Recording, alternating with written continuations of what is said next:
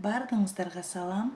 Мен бүгүн сиздерге муздун медицинадагы, косметологияда пайдасын айтып берем. Алгачкы медициналык жардам келгенчекте жаракаттан улам шешип калган, көгөрүп калган жерге дароо музду басуу менен ооруну басаңдатууга болот.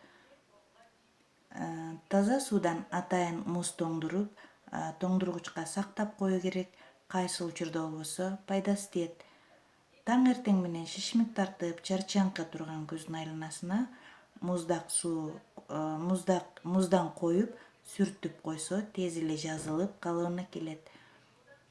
Муз жашартуучу да касиетке ээ. Музду кадимки көк чай, ромашканын тундурмасын жана бардык эле тынчтандыруучу дары чөптөрдүн тундурмасы менен кайнатмасын тоңдуруп, муз болгондо бет менен моюндун терисин сүртсө абдан жакшы эффектин берет. Бул ыкма ткандарга, териге көрк жана жаштык берет. Картаюу процессин алдын алат.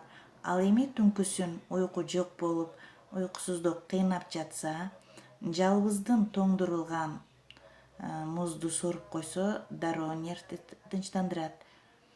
Мээни эс алдырып, стресстен арылтат.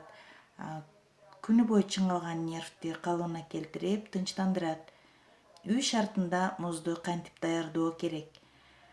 Музду үй шартында даярдоо тартиби бар. Ал үчүн таза кайнатылган сууну атайын майда формочка, мындай формала идишке салып, тоңдуруп коюу керек. Мындан сырткары дары өсүмдүктөрүнүн тундурмаларын, жашылча жемиш ширилерин дал ушундай тоңдуруп алуу зарыл.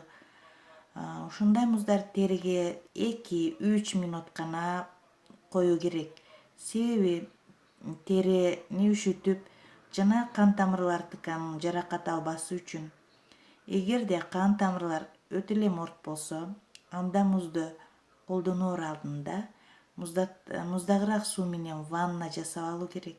Же болбосо терини нымдуу тампон менен сүртүп чыкса да болот. Күнүнө музду дарылык максатында бир гана сеанстан колдонуу керек.